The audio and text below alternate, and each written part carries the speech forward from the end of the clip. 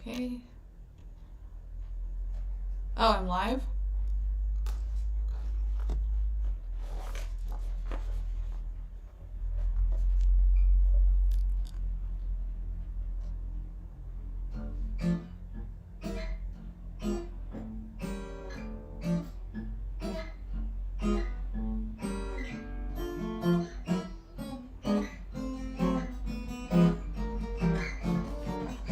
Thank you, Nat.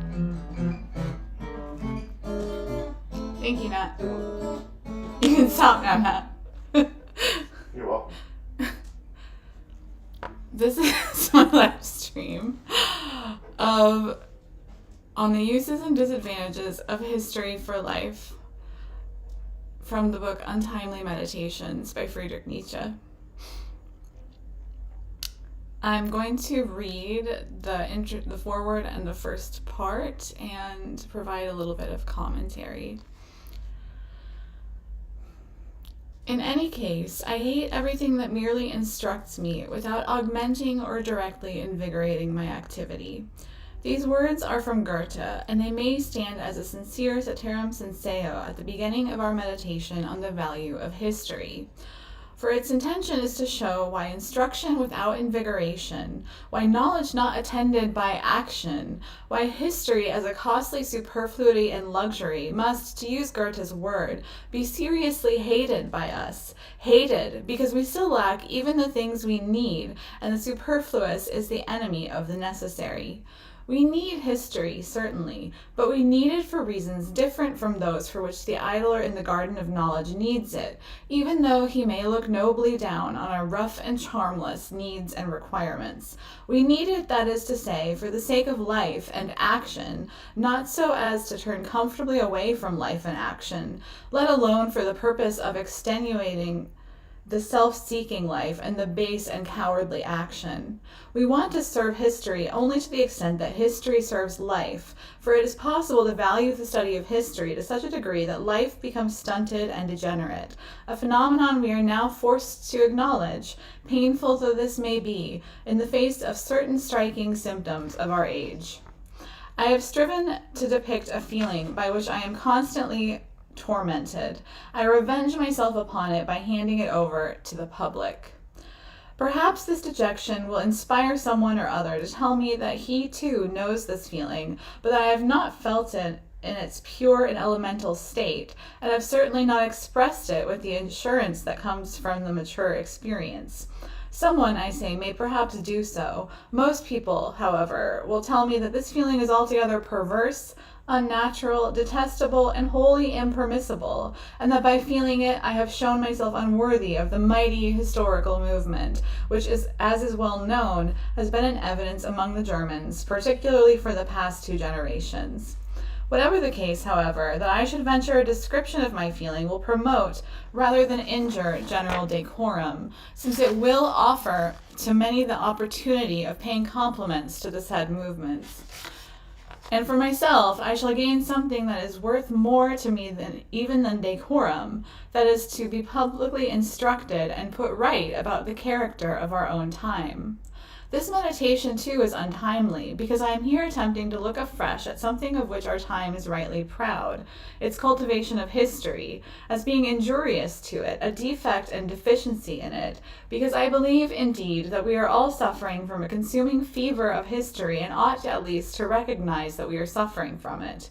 But if Goethe was right to assert that when we cultivate our virtues, we at the same time cultivate our faults, and if, as everyone knows, a hypertrophied virtue, such as the historical sense of our age appears to be, can ruin a nation just as effectively as a hypertrophied vice, then there can be no harm in indulging me for this once. And it may partly exonerate me when I give an assurance that the experiences which evoke those tormenting feelings were mostly my own, and that I have drawn on the experience of others only for purposes of comparison, and further, that it is only to the extent that I am a pupil of earlier times, especially the Hellenic, that though a child of the present time, I was able to acquire such untimely experiences. That much, however, I must concede to myself on account of my profession as a classicist, for I do not know what meaning classical studies could have for our time if they were not untimely. That is to say, acting counter to our time, and thereby acting on our time, and let us hope for the benefit of a time to come. Consider the cattle grazing as they pass you by.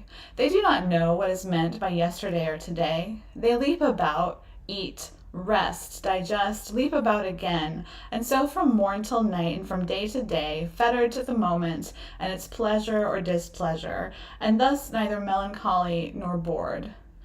This is a hard sight for man to see, for although he thinks himself better than the animal because he is human, he cannot help envying them their happiness.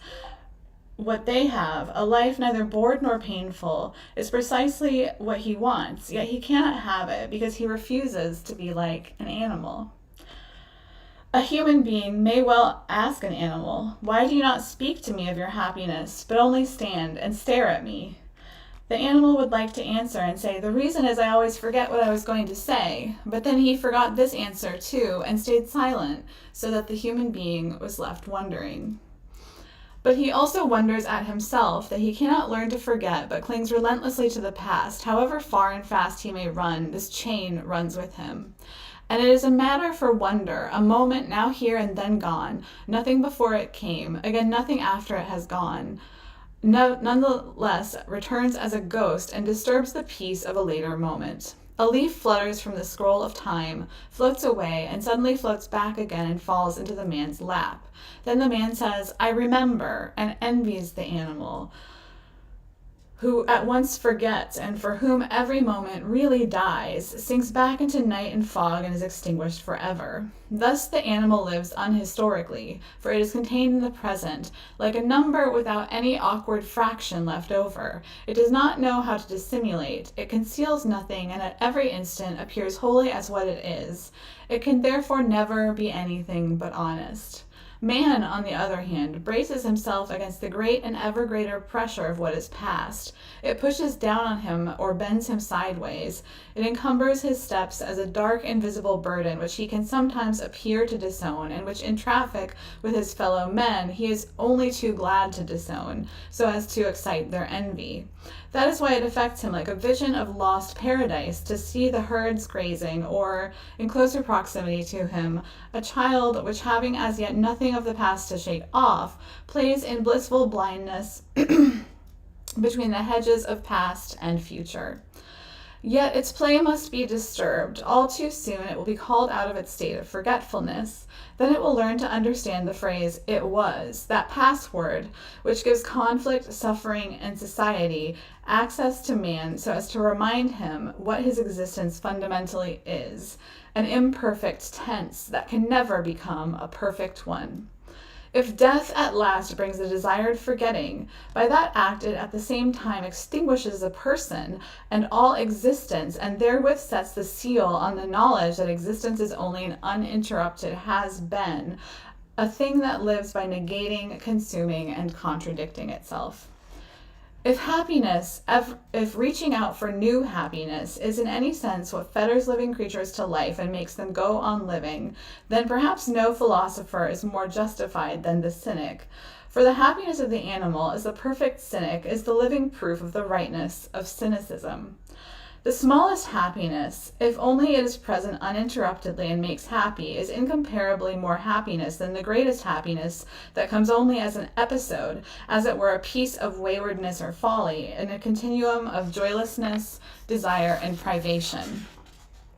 In the case of the smallest of the greatest happinesses, however, it is always the same thing that makes happiness happiness: the ability to forget, or, expressed in a more scholarly fashion, the capacity to feel unhistorically during this duration. He who cannot sink down on the threshold of the moment and forget all the past, who cannot stand balanced like a goddess of victory without growing dizzy and afraid, will never know what happiness is. Worse, he will never do anything to make others happy. Imagine the extremest possible example of a man who did not possess the power of forgetting at all, and who was thus condemned to see everywhere a state of becoming. Such a man would no longer believe in his own being, would no longer believe in himself, would see everything flowing asunder in crossing points and would lose in moving points, and would lose himself in the stream of becoming. Like a true pupil of Heraclitus, he would in the end hardly dare to raise his finger.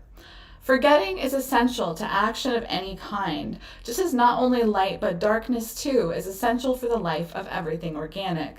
A man who wanted to feel historically through and through would be like one forcibly deprived of sleep, or an animal that had to live only by rumination and ever-repeated rumination.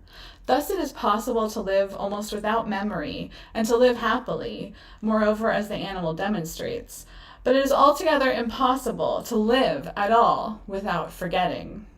Or, to express my theme even more simply, there is a degree of sleeplessness, of rumination, of the historical sense, which is harmful and ultimately fatal to the living thing, whether this living thing be a man or a people or a culture. To determine this degree, and therewith the boundary at which the past has to be forgotten if it is not to become the gravedigger of the present, one would have to know exactly how great the plastic power of a man, a people, a culture is. I mean by plastic power the capacity to develop out of oneself in one's own way, to transform and incorporate into oneself what is past and foreign, to heal wounds, to replace what has been lost, to recreate broken molds. There are people who possess so little of this power that they can perish from a single experience, from a single painful event, often and especially from a single subtle piece of injustice, like a man bleeding to death from a scratch. On the other hand, there are those who are so little affected by the worst and most dreadful disasters, and even by their own wicked acts, that they are able to feel tolerably well and be in possession of a kind of clear conscience, even in the midst of them, or at any rate very soon afterwards. The stronger the innermost roots of a man's nature, the more readily will he be able to assimilate and appropriate the things of the past. And the most powerful and tremendous nature would be characterized by the fact that it would know no boundary at all at which the historical sense began to overwhelm it. It would draw to itself and incorporate into itself all the past, its own and that most foreign to it, and as it were, transform it into blood. That which such a nature cannot subdue, it knows how to forget. It no longer exists. The horizon is rounded and closed, and there is nothing left to suggest there are people, passions, teachings, goals lying beyond it. And this is a universal law. A living thing can be healthy, strong, and fruitful only when bounded by a horizon. If it is incapable of drawing a horizon around itself, and at the same time too self-centered to enclose its own view within that of another, it will pine away slowly or hasten to its timely end.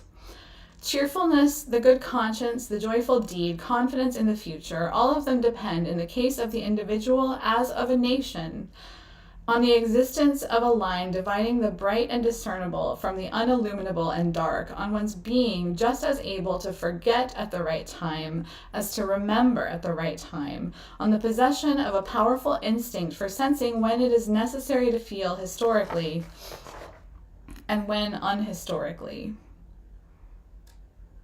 This precisely is the proposition to the reader is invited to meditate upon. The unhistorical and the historical are necessary in equal measure for the health of an individual, of a people, and a culture.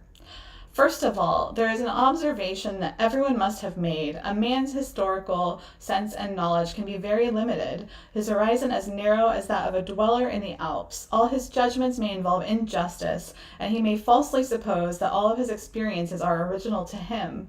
Yet in spite of this injustice and error, he will nonetheless stand there in superlative health and vigor, a joy to all who see him, while close beside him a man far more just and instructed than he sickens and collapses because the lines of his horizon are always restlessly changing, because he can no longer extricate himself from the delicate net of his judiciousness and truth for a simple act of will and desire. On the other hand, we have observed the animal, which is quite unhistorical and dwells within a horizon reduced almost to a point, and yet lives in a certain degree of happiness, or at least without boredom and dissimulation. We shall thus have to account the capacity to feel to a certain degree unhistorically as being more vital and more fundamental, inasmuch as it constitutes the foundation upon which alone anything sound, healthy, and great, anything truly human, can grow. The unhistorical is like an atmosphere within which alone life can germinate, and with the destruction of which it must vanish.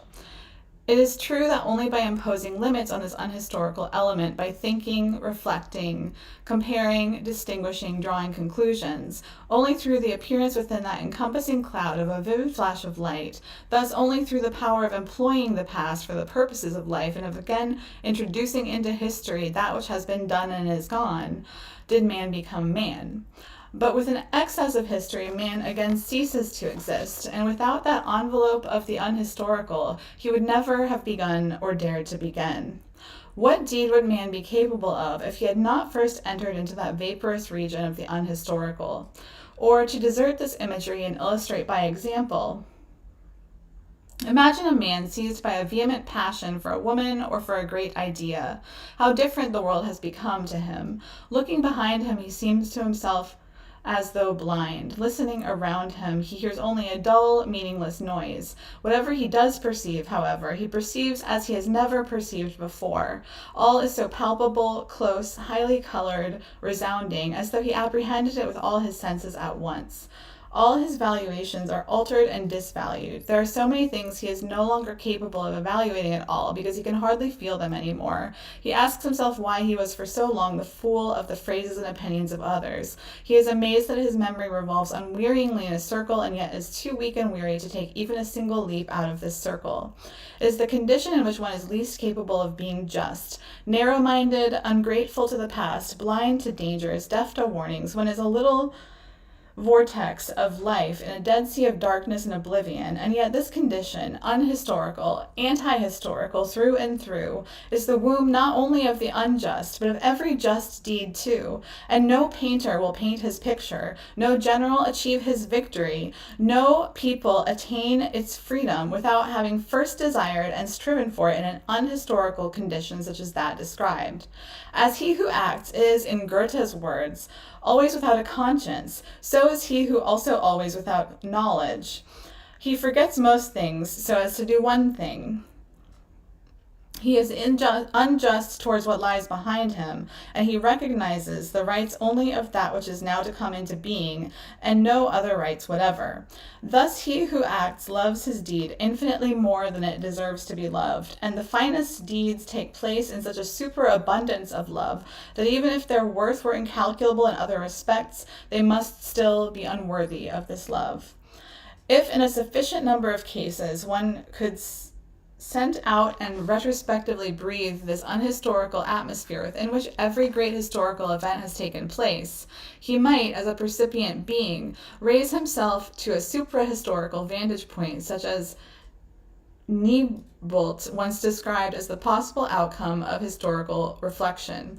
History, grasped clearly and in detail, he says, is useful in one way at least.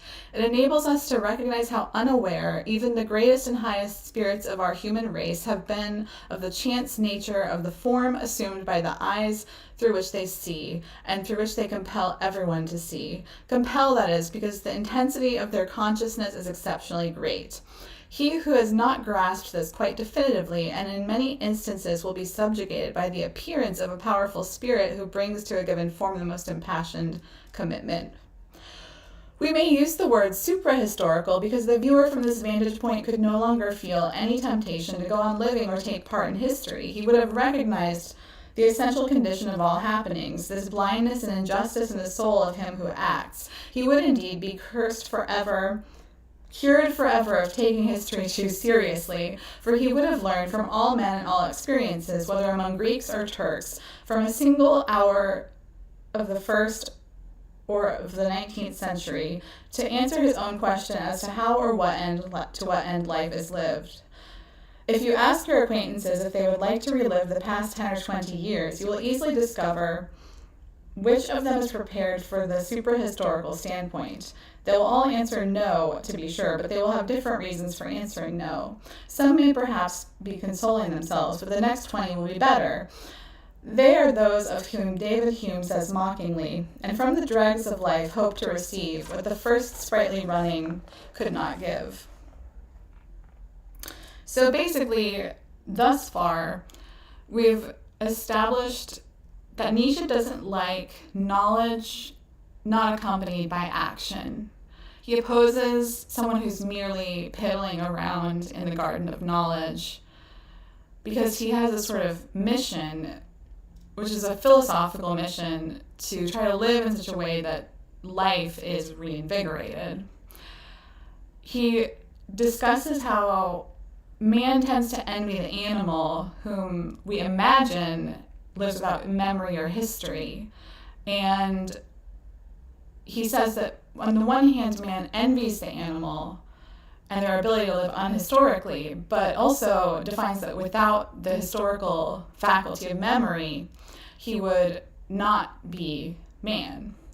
So he from there moves into an active forgetting concept that he describes as being more fundamental to life than to the faculty of memory.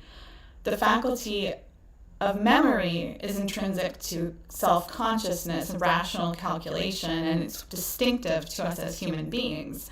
But the capacity to forget is not distinctive to us as human beings. It is distinctive to us as living beings because we are alive. So that's basically what I take from this discussion so far. He points out that from the excess of the historical sense, you're too aware of the precedence of what comes before you and the risks or the injustices that you might carry out in the course of taking an action you would never dare to begin. So let us call them historical men looking to the past and impels them toward the future and fires their courage to go on living and their hope that what they want will still happen, that happiness lies behind a hill they are advancing towards. These historical men believe that the meaning of existence will come more and more to light in the course of its process, and they glance behind them only so that, from the process so far, they can learn to understand the present and desire the future more vehemently.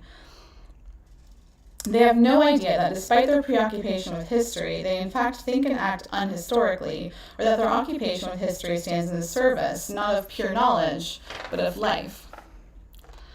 But our question can also be answered differently, again with a no, but with a no for a different reason, with a no of the suprahistorical man who sees no salvation in the process and for whom rather the world is complete and reaches its finality at each and every moment. What could 10 more years teach that the past 10 were unable to teach? Whether the sense of this teaching is happiness or resignation or virtue or atonement, suprahistorical men have never been able to agree. But in opposition to all historical modes of regarding the past, they are unanimous in the proposition: the past and the present are one. That is to say, with all their diversity identical in that all that is typical, and as the omnipresence of the imperishable types, a motionless structure of a value that cannot alter and a significance that is always the same, just as the hundreds of different languages correspond to the same typically unchanging needs of man, so that he who understood these needs would be unable to learn anything new from any of these languages, so the suprahistorical thinker beholds the history of nations and of individuals from within, clairvoyantly divining the original meaning of the various hieroglyphics, and gradually even coming wearily to avoid the endless stream of new signs. For how should the unending superfluity of events not reduce him to satiety, over satiety, and finally to nausea? So that perhaps the boldest of them is at last ready to say with his heart, with Giacomo Leopardi, "Nothing lives that is worthy, thy agitation and the earth deserve not a sigh. Our being is pain and boredom, and the world is dirt, nothing more. Be calm." But let us leave the superhistorical man to their nausea and their wisdom. Today let us rejoice for once in our unwisdom, and as believers in deeds and progress, and as honorers of the process, gives ourselves a holiday. Our evaluation of the historical may be only an occidental prejudice, but let us at least make progress within this prejudice and not stand still. Let us at least learn better how to employ history for the purpose of life. Then we will gradually acknowledge that the superhistorical outlook possesses more wisdom than we do, provided we can only be sure that we possess more life. For then our unwisdom will at any rate have more future than their wisdom will. And in order to leave no doubt as to the meaning of this antithesis of life and wisdom, I shall employ an ancient, tried and tested procedure and straightway propound a number of theses. A historical phenomenon, known clearly and completely and resolved into a phenomenon of knowledge, is, for him who has perceived it, dead. For he has recognized in it the delusion, the injustice, the blind passion, and in general the whole earthly and darkening horizon of this phenomenon, and has thereby also understood its power in history. This power has now lost its hold over him insofar as he is a man of knowledge, but perhaps has not done so insofar as he is a man involved in life. History, become pure, sovereign science, would be for mankind a sort of conclusion of life and a settling of accounts with it, which is not a Marxist position. The study of history is something salutary and fruitful for the future only as the attendant of a mighty new current of life, of an evolving culture, for example, that is to say only when it is dominated and directed by a higher force and does not itself dominate and direct. And he wonders, too, whether this is true of human consciousness, whether human consciousness might get ahead of itself in the explorations of science, and whether our instincts and drives need to sort of rein in and provide a horizon to the work of rationality and consciousness. Insofar as it stands in the service of life, history stands in the service of an unhistorical power, and thus subordinate, and it can and should never become a pure science, such as, for instance, mathematics is. The question of the degree to which life requires the service of history at all, however, is one of the supreme questions and concerns in regards to the health of a man, a people, or a culture. For when it attains a degree of excess, life crumbles and degenerates, and through this degeneration, history itself finally degenerates too.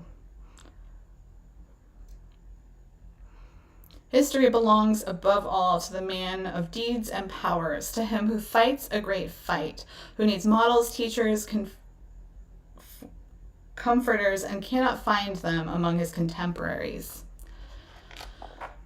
So that's the excerpt I'm going to read this evening, and he goes on to argue that there are three different historiological approaches that we can identify within the study of history. There's the antiquarian, which is primarily a factual, detail-oriented, record-keeping type of approach to history, where the important thing is that the dates and times and events are truly transcribed with perfect accuracy and detail. Then he distinguishes a monumental form of historiology, which is primarily concerned with grand arcs and narratives forged by grand individuals who animate history. So the almost mythological aspect of history, which is not necessarily beholden primarily to the minutest detail of every fact, so much as the movement or the motion of history.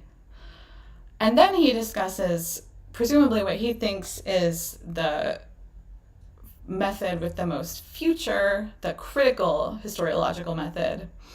And I have no idea what that is. And I'll have to read the remainder of the essay once more to be able to tell you, but perhaps you should also read on your own. I hope that you all enjoyed my reading and commentary of this passage from On the Uses and Disadvantages of History for Life from Untimely Meditations by Friedrich Nietzsche. He is one of my favorite philosophers. And thank you very much for watching. Feel free to reach out and message me if you'd like to speak about philosophy with me anytime.